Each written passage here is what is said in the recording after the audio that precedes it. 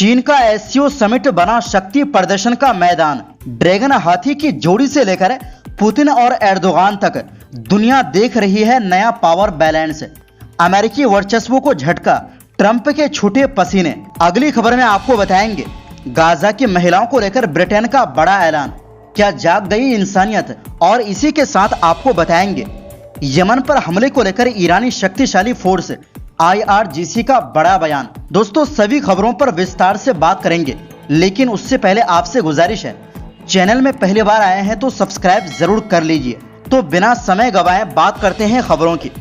दोस्तों इस वक्त दुनिया की नजरें चीन के शहर टियानजिन पर टिकी हुई है, क्योंकि यहाँ हो रही है शंघाई सहयोग संगठन SCO की सबसे बड़ी और सबसे अहम बैठक।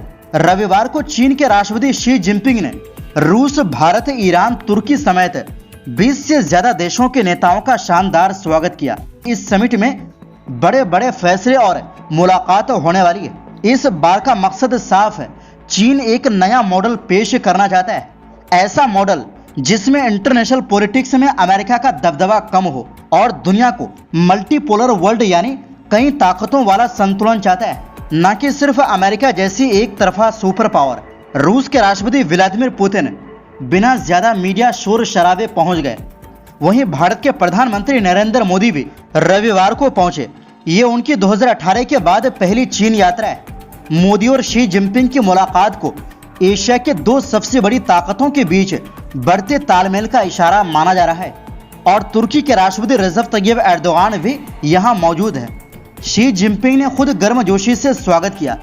टियानजिन शहर को पूरी तरह से हाई अलर्ट पर रखा गया है। सड़कों पर बख्तरबंद गाड़ियां, ट्रैफिक ब्लॉक्स और हर तरफ बैनर जिन पर लिखा है टियानजिन की स्पिरिट और चीन रूस की दोस्ती पर भरोसा।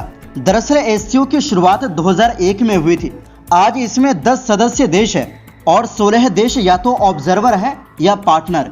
ये संगठन दुनिया की करीब आधी आबादी और 23.5% ग्लोबल GDP को कवर करता है। इसे कई लोग नाटो का बैलेंस मानते हैं, क्योंकि SCO के पास न सिर्फ ताकतवर आर्मी है, बल्कि बहुत बड़े पैमाने पर ऊर्जा संसाधन भी है।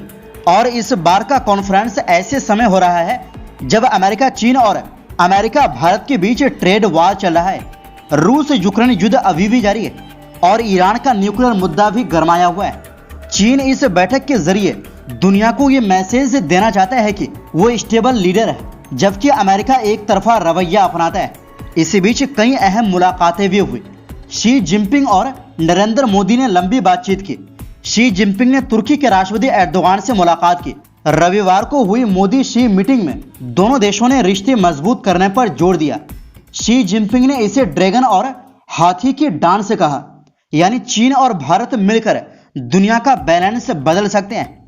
मोदी ने भी कहा कि इस वक्त दोनों देशों के बीच शांति और स्थिरता बने हुई है। इनके अलावा पुतिन और जिनपिंग के बीच भी काफी लंबी बातचीत चली। वहीं पुतिन और ईरान के राष्ट्रपति को बीजिंग में कुछ दिन और रुकने का न्योता मिला है। वहां दूसरे विश्व युद्ध की 80वीं सालगिरह पर भव्य सैन्य परेड होगी।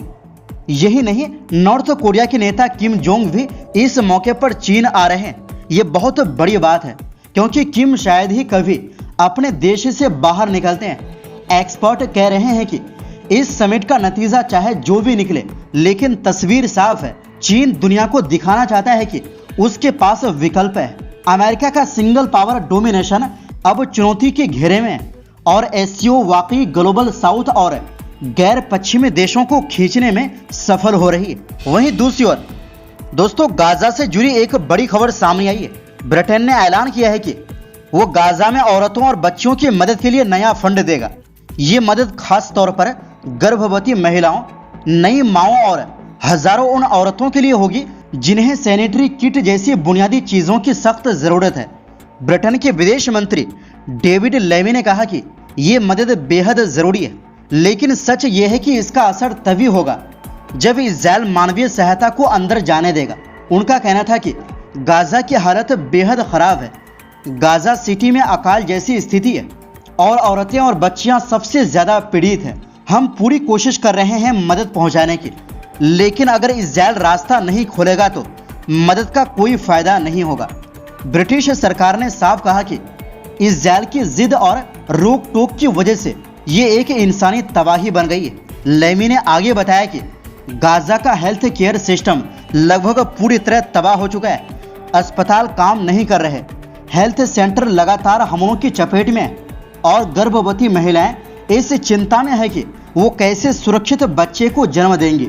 उन्होंने कहा कि ये नया फंड दाइयों की ट्रेनिंग और मेडिकल मदद के लिए है ताकि औरतें और बच्चे सुरक्षित रह सकें, लेकिन इसके लिए जरूरी है कि इस्राएल मानवीय स्टाफ, दवाइयां और मेडिकल सप्लाई को गाजा में जाने दे।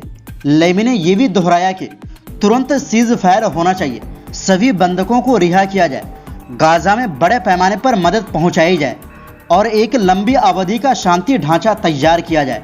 अब सवाल ये कि जो पश्चिमी देश इस्राएल का शुरू से सपोर्ट किया वो इस्राएल से नाराज हो गए हैं या उसके अंदर इंसानियत जाग गई है या कुछ और मामला है। और यहाँ पर एक अहम बात यह भी है कि ब्रिटेन अब फिलिस्तीन को मान्यता देने के काफी करीब पहुंच चुका है।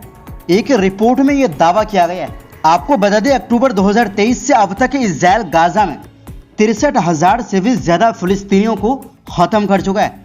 इसमें ज्यादातर औरतें और बच्चे हैं। हालात इतने खराब है कि गाजा अब भूखमरी के कगार पर है।